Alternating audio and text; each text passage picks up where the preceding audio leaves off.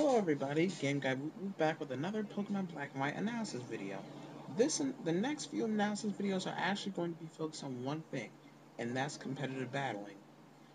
Now, if you're probably wondering what competitive battling is, because you might not know what it actually is, well, competitive battling is a more advanced version of what most people would think of as Pokemon battling. Most people think that once you've beaten the Elite Four and the champion in a Pokemon game, this goes for any game, then you've pretty much beaten it. Well, there's really not much of beating the game, because if you really want to test your skills in Pokemon, you need to go out and face other people throughout the world. Because you're really not going to get much experience in Pokemon battling, or competitive battling for that matter, just continually going up against the computer. You need to build up your team facing the computer, then you go and face real people. Because just facing the computer, you're not really going to be able to test your skills. Because there are plenty of competitive battles out there with plenty of different strategies that you've probably never even considered of using. So, without further ado, let's get started. First off, I'm going to be, well, you probably already know about battle modes, but I'll just give you a really quick rundown of them so you know what they are. Single battle, you should already know about the single battle. Both sides send out one Pokemon. Double battle, send out two Pokemon. Triple battle, send out three Pokemon. Rotation, you also send out three, but only one Pokemon is in play at the moment. You can rotate them left and right to decide which Pokemon to use. Now, that's out of the way. Next thing I'll be talking about are tiers. Competitive battling uses a system called tiers, which will rank Pokemon based on their power, or how often that they're used in battles. Now, they're also used to make the game more balanced, so you can it keeps overpowered Pokemon out of certain battles. Now, tiers change all the time, so a Pokemon won't always just stay in one tier. And since new strategies and movesets are created from time to time, some Pokemon become more popular than others, and some become less popular. Now, the most known tier is the Uber tier. These are Pokemon that are considered really strong, actually too strong for standard battles. In Uber battles, any Pokemon can be used. Now, for the time being, I think the list of Ubers, now, this might be outdated, I'm not exactly sure. I think the list of Ubers is Arceus, Darkrai, Deoxys in his attack and normal form, Dialga, Giratina, origin form, Groudon, Ho-Oh, Kyogre, Lugia, Mewtwo, Manaphy, Palkia, Rayquaza, Reshiram, Shaman in his Sky form, and Zekrom. Um, and if I'm correct, Garchomp is also now in the Ubers tier. Um, I think so. Garchomp should now be in the Ubers tier, from what I remember. Somebody put up a YouTube video announcing that. Can't remember the username though. Anyway, there are some other Pokemon that may be considered Uber depending on who you're fighting. I probably left some Pokemon out of the Ubers tier. If I did, let me know in the comment section below. So, the other tier, one tier is the OU, which stands for Overuse. This is a popular tier in competitive battling. It's basically considered the standard. They're considered OU depending on how often that they're used on teams. Um, there's also UU, which means underused. Basically, they are not used enough to be an OU, so they fall into the UU category. Um, and there's also NU, which means never used. Now, there are also two other tiers that really aren't actually um,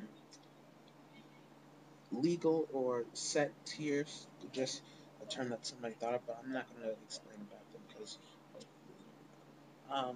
another thing about competitive battling that you're going to need if you want to really get an edge is the dream world, because Pokemon that you find in the dream world can have really good hidden abilities that can come handy in battle. I think I said this in the previous video about the Pokemon Black and White analysis. Like, if you were to find a Servine or a Snivy or a Serperior in the Dream World, they'd have the ability Contrary instead of their usual Overgrowth. So, like, if they were to use Leaf Storm, instead of losing 2 stages in special attack, they'd gain 2 stages. So that would be a useful ability to have. Um, okay, now, next I'm going to be talking about clauses. Clauses are something that you should also know about. A clause is like it's basically a rule that stops a certain thing from happening. or from using certain moves. Um, for example, Sleep Claws and Freeze Claws are probably the two most known clauses. Probably. Anyway, the Sleep Clause makes it so where two or more Pokemon on a team cannot be asleep at the same time. Now, Sleep Clause is not activated by self-inducing sleep through rest. And you should know that Freeze Clause, by me just explaining Sleep Clause, Freeze Clause is when you can't have two or more Pokemon on a team. They can't be frozen. So yes, and there are other clauses as well. There's a self KO clause. If both um, players have only one Pokemon left, you can't use a move that KOs both you and your opponent. The OCO clause, which stands for one hit KO, and I think that's it. I might be leaving one out. If I am, let me know in the comment section below. Um, and now I'm going to move on to play styles. Now you're going to come across, as I said before, you're going to come across plenty of different competitive battlers, each with their own kind of style. Now, there are 5 different styles how like I would break it down: offensive, bulky offensive, stall, quick stall, and bounce. I'm going to give you a rundown of what they are. And offensive styles are Pokemon that are all about speed and attack, and they just beat down their opponent through sheer force. Not to be confused with the ability sheer force. Anyway, Pokemon on these kind of teams don't really have good defense, so um, more focus is put onto their resistances and immunities.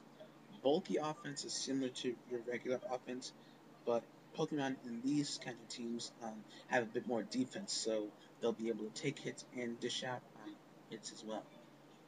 A stall is a defensive kind of team. The main focus on these teams is to use their advantage with weather conditions such as sandstorm and hail, using entry hazards and status afflicting moves. Mainly, the focus on stall teams is to put up a strong defense to endure attacks, while your opponent's team is gradually worn down and defeated. A quick stall is like a regular stall, but this uses faster Pokemon who can annoy and stall out opponents. Um, Quick stall teams probably have one or two offensive Pokemon used to finish somebody off after they've been weakened. And the balance teams is just basically a balance of offense and defense, so you can be ready for any situation. Um, I really don't. I don't think I have any balanced teams. I have teams that are focused on one certain thing. Like my main team is an offensive team. They're basically built on offense, except for my superior. My superior is kind of balanced because superior is a bulky Pokemon. It has good defense and special defense, so it could take hits more easily.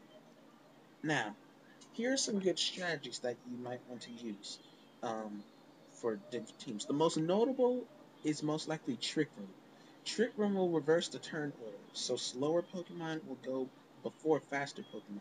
So with this, you can take advantage of Pokemon such as Rhyperior and Rayuniclus, who have really high attack and special attack stats, but they have really low speed.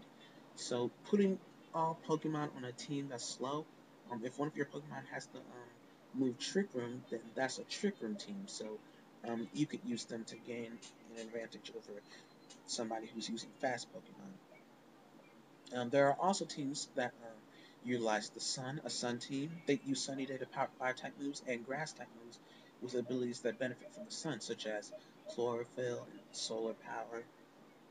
There's also Sandstorm and Rain teams, but I I don't think I haven't seen a Rain team yet. I've seen a Sandstorm team once or twice though. Never seen a Rain team though. Okay, now to talk about the different roles that your Pokemon will have in battle. First off, sweepers. A sweeper is a Pokemon that basically just uses sheer force to defeat the opponent's team. That's a sweep. Sweepers focus by hitting hard and fast with offensive attacks. Power boosting moves can even power up the sweepers further, most notably items such as the Choice Band, Choice Specs, or the Life Orb. You're going to see those a lot on sweepers. There are physical and special sweepers. Physical sweepers, they have high attack power, so they can also learn moves that boost their attack power, like Dragon Dance, Swords Dance, Bulk Up, and other moves such as that. Most notable examples, you're most likely a Conkeldurr, an Excadrill, even a Scizor, and many other Pokemon, even a Haxorus. um, there are also special sweepers. Special sweepers focus more on special attacks and they keep their special defense and special attack up. Most notably, Rayuniclus, Volcarona, um, Milotic, and mixed sweepers is just basically a mix between them. I don't think Superior might fall into the mixed sweepers category. I'm not exactly sure.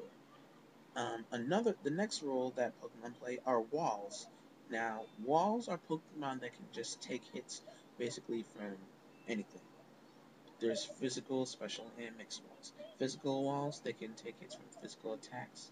I can't, I can't think of any off the top of my head. I know that there are quite a few, but just can't think of any off the top of my head right now. Special walls, when I think of, and anytime I think of a special wall, Ray Uniclus comes right to mind because they can take a good hit, a lot of good hits actually, and mixed walls. Now, mixed walls normally have most walls normally have high special defense and defense, but they're going to specialize in one or the other because of EV restrictions.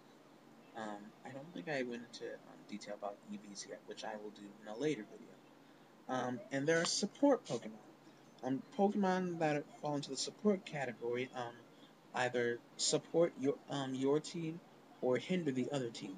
For example, one Pokemon might be a Stealth Rock, built for Stealth Rocks or Spikes. These are Pokemon that use entry hazards, Stealth Rocks, Spikes, or Toxic Spikes, in order to damage incoming Pokemon. Most of the time when you go up against competitive battler, matter of fact, I can guarantee you that at least 75% of the time when you go up against competitive battler, they're most likely going to set up Stealth Rocks first. Um, then there are also spinner Pokemon. These Pokemon can counter entry hazards such as spikes and stealth rocks and toxic spikes. One that comes to mind when I say that is Fortress, since uh, what was the move? Rapid Spin. I think it used to be the Pineco Evolutionary Family signature move, so that's what comes to my mind when I think of spinners. There are also spin blockers, people who can counter spinners. Now, many people probably don't think about this in depth much, but Rapid Spin is a normal type attack, so if you put in a ghost type after using entry hazard and they bring in a Pokemon that can use Rapid Spin, they can't use the effect of Rapid Spin to push away the entry hazards because since it's a normal type attack, it won't affect the ghost type Pokemon. And there are also some other Pokemon, but I have never seen these Pokemon used. Never. The other roles and support roles that they play is Hazers, a Cleric, and a Status Absorber. Hazers are Pokemon that use Haze and Clear Smog to get rid of any status boost that the Pokemon would use, or to use moves like Roar, Whirlwind, and Dragon Tail. Never seen anybody use that kind of battle strategy. I probably will run into that one day, but not anytime soon. Cleric, never seen this. Pokemon that use Heal Bell or Aromatherapy to heal their team of status effects. You're most likely not going to run into that. You might, but you don't count on it. And Status Absorber are Pokemon that can absorb status afflictions.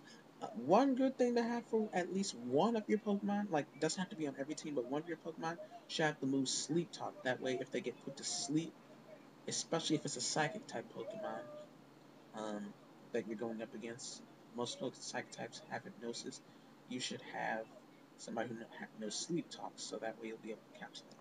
Well, I'm almost out of time, so next time on Pokemon Black and White Analysis, I'm going I'm going to be going over more in depth about competitive battling, some more things that you should know.